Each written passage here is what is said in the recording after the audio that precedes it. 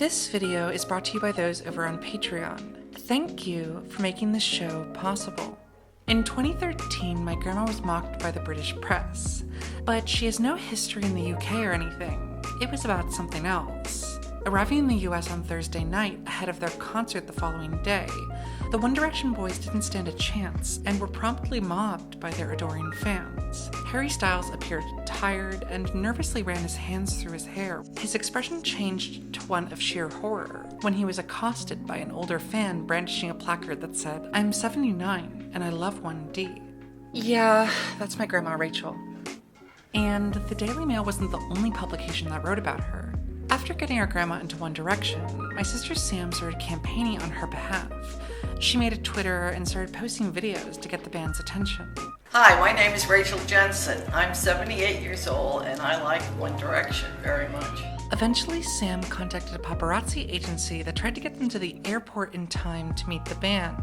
That didn't happen, but this photo was snapped while they were trying. Before we knew it, my grandma was going sort of viral with the hashtag Grandma to 1D, and people were even creating accounts to impersonate her. But though the initial praise from One Direction fans was good, it quickly took a different turn. I'll never forget being in my college dorm room in 2013, listening to my grandma on a radio show. Overall, the interview was fine, but it seemed like they didn't want to know her story as much as make fun of an elderly woman who liked One Direction.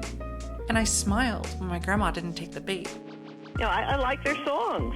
But seriously? Seriously, yes. Okay, all right. What happened? I mean, Okay. Is there somebody that maybe you grew up liking, or somebody you used to be a fan of that One Direction remind you of the Beatles? The Beatles, yes. Oh yeah, we love the Beatles. But Rachel, they were the Beatles. You know what I mean? Like 30 years from now, I think people will still be talking about the Beatles, but I'm not sure anyone will still be talking about One Direction. Well, let's just worry about today. Okay, all right, okay. You know, who knows what's going to happen? Hashtag Grandma to 1D faded out many years ago, and to this day my grandma still likes One Direction. But when I think about that photo, the backlash, and the radio interview, I remember it's so much more than that. Actually, I think this whole situation says a lot about boy bands, how women are treated in pop culture, and queer feelings. And, of course, it has to do with Disney.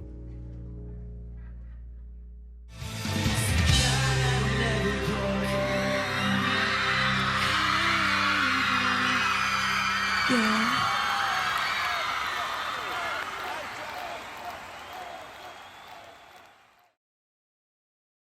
In early 2021, Radio Disney was shut down. At the end of its lifetime, it wasn't so popular and relevant in the age of streaming, but that wasn't always the case. In fact, in the early 2000s, Radio Disney wasn't just popular, it influenced pop culture.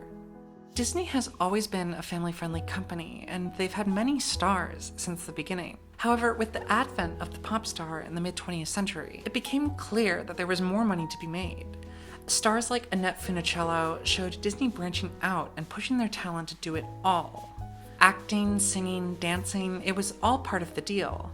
And by doing this, they could make money off of merch, TV shows, films, and records. This definitely paved the way for Radio Disney in the early 2000s. It was always known for pushing family-friendly pop music with a Disney twist, but then something happened. There were many Disney actors who also sang, but a few stars and groups who were mainly known from Disney shows began having more success beyond just the company's fans. Hilary Duff and the Cheetah Girls were starting to hit the Billboard charts, and by the time that Hannah Montana became a global sensation, it was set in stone. Disney stars could break through. They could also be artists in their own right and contend for spots in mainstream culture. Enter the Jonas Brothers. Made up of brothers Nick, Joe, and Kevin, they got caught up in this new era and quickly became a sensation. Not only were they a boy band who wrote their own songs and played their own instruments, something that was unique at the time, but they also had a very quote-unquote clean image. They were overtly Christian, their music had no swear words, and early on they were very explicit about wearing purity rings. And if you're uninformed, first off, I'm jealous, but if you want to know, purity rings are worn by people who stay celibate until marriage. So, clean music, teen heartthrobs, and practically zero chance of public scandal? They were perfect for Disney. That it's better. Our hopes and our dreams will come true. After signing with Columbia Records, the Jonas Brothers would quickly become affiliated with Disney and would eventually sign with Hollywood Records, the Disney-specific record label that put out a lot of the Radio Disney sound of the time. And like most Disney stars of the time, they were also in movies and TV shows. So the Jonas Brothers quickly got famous and stole the hearts of many, but specifically young girls and teenagers. And that's why my grandma was made fun of. It doesn't matter which boy band you're talking about. Historically, boy bands have been marketed towards girls, and to see a 79-year-old woman fit into that mold, well, it's funny because it breaks that tradition. But where did that tradition come from? My sister Sam Bellissimo is probably the expert on boy bands. While studying at Dickinson College, she wrote an incredible thesis on One Direction and the history of boy bands. So in making this video, I knew I had to talk with her. So in your writing, you talk a lot about the history of boy bands. And so do you maybe want to talk about what that archetype is and like what parts it has and where did it come from? Yeah, so boy bands technically go back to the Beatles. I would characterize the Beatles as the first boy band. But what's interesting about that group specifically is that it was put together relatively organically in comparison to later boy bands to come.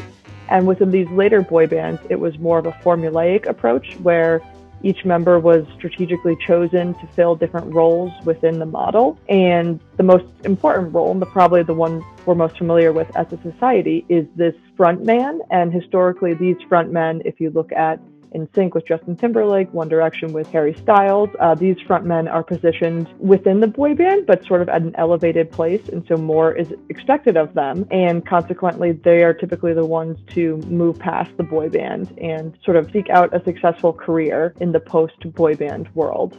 Would you say that boy bands are kind of engineered to be like teenage heartthrobs?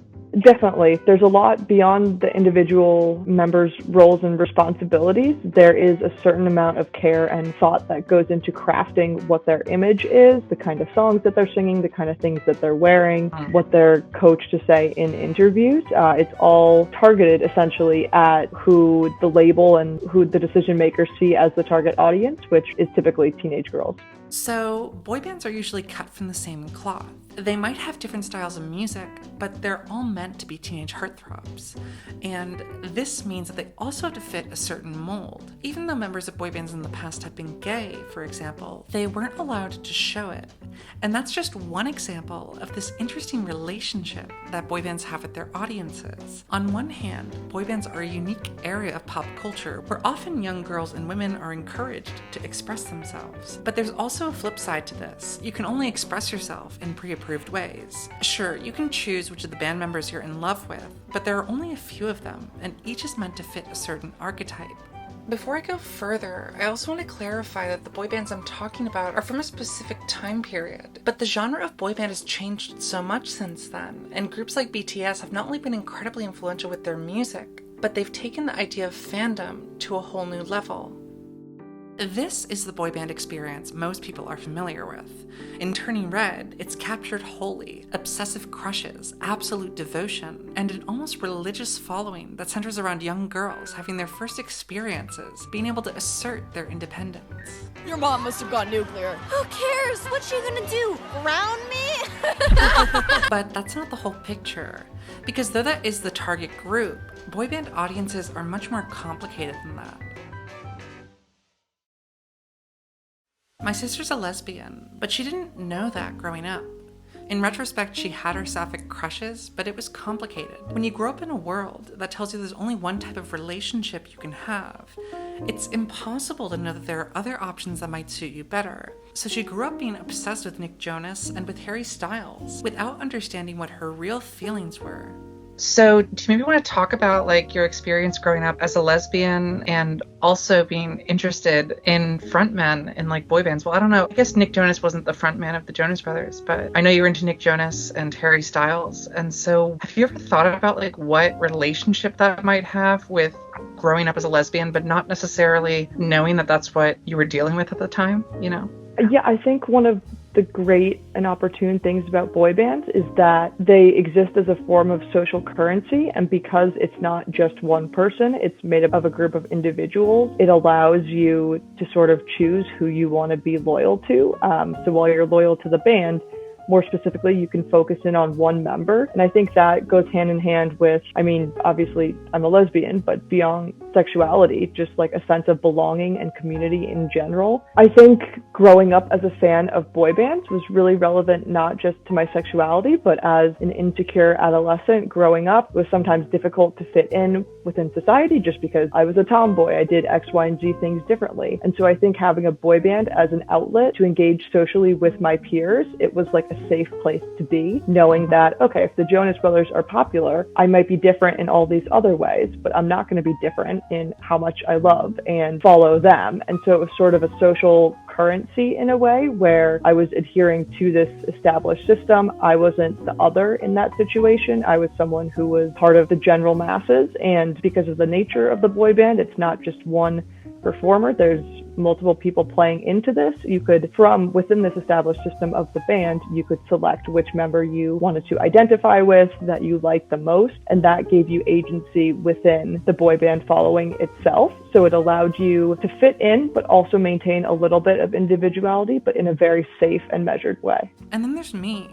As you know, I'm a trans woman, and I grew up as a boy who towed the line between obsessive Jonas Brothers fan and ironic Jonas Brothers fan. I followed Sam around to the concerts, but at school didn't let people know that I actually enjoyed the music. After all, I didn't want to be bullied more than I already was. And since I never had crushes on the teenage heartthrob types, this was long before I realized I was gay. But I still felt a comfort in being a Jonas Brothers fan, and I think that's because of who they were marketed to. There are many gay people who grew up in boy band fandoms and empathized with the feminine side of the culture.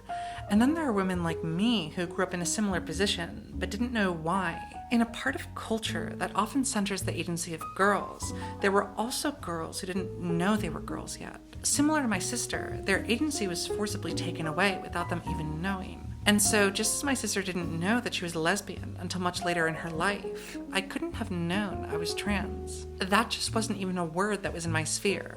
And so I grew up alone and confused, not knowing how to understand my feelings. And the longer I live, the more that feels like an injustice. When I realized I was trans, I originally thought, I wish I knew this sooner.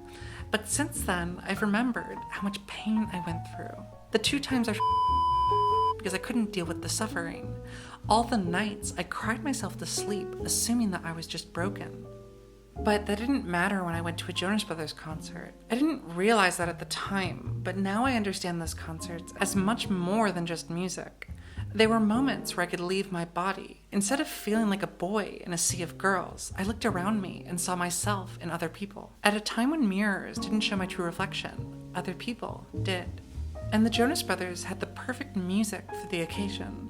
Something I've always loved about their music is how it really wrote the line between boy band and rock. Sure, their music was the pinnacle of mainstream, but in a world where boy bands were mainly known for synth-heavy music and not playing their own instruments, the whole Jonas aesthetic had such a grit to it that couldn't be found elsewhere. So even in this mainstream Disney vibe, I could find something that felt transgressive.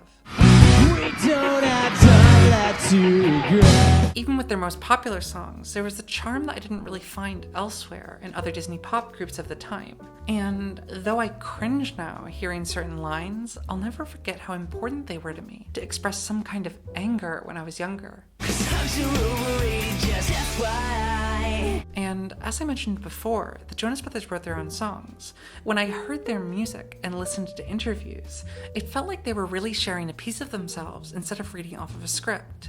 And when they released their 3rd album, A Little Bit Longer, it was impossible not to see that. Nick Jonas wrote the title track after being diagnosed with diabetes, and it's a heartbreaking song about what it means to live with a chronic illness. And as someone who's been chronically ill from a very young age, it was kind of wild for me to see a mainstream pop star talking so openly on a song he wrote about the experience. A little bit longer and I'll be fine.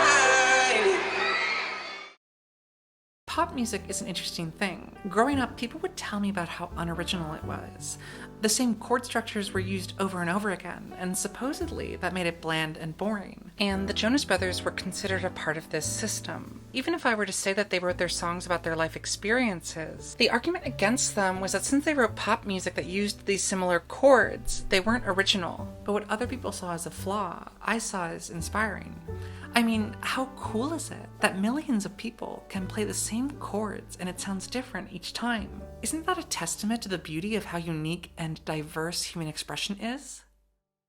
One of the Jonas Brothers songs that always sticks out to me is Hello Beautiful off of their second album. It's a love song written by Nick to his then girlfriend, Miley Cyrus. But tonight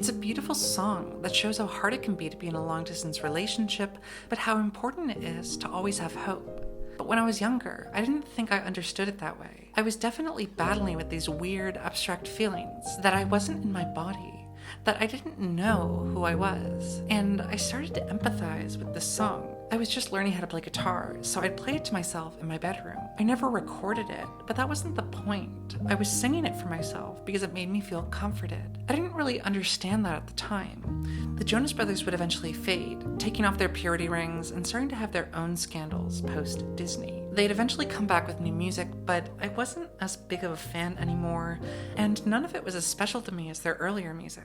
But I continued listening to Hello Beautiful, and it hit me. The mysterious girl I felt comforted singing to was me. I had been taught thinking I was in Nick's role, singing to someone else, but I also felt like I was the one being sung to. It took a long time to realize she was even there, but then it made sense. And I wanted to get closer to her. I wanted to be there. And now when I look at the current political landscape, I'm scared. I know how much pain I went through, the levels of self-hatred that I was fed by a society that doesn't accept trans or queer people. And when I'm still unlearning these toxic ways of thinking at 27 years old, I'm worried about those growing up now who also won't have a choice, who won't know that there is a word for what they're feeling.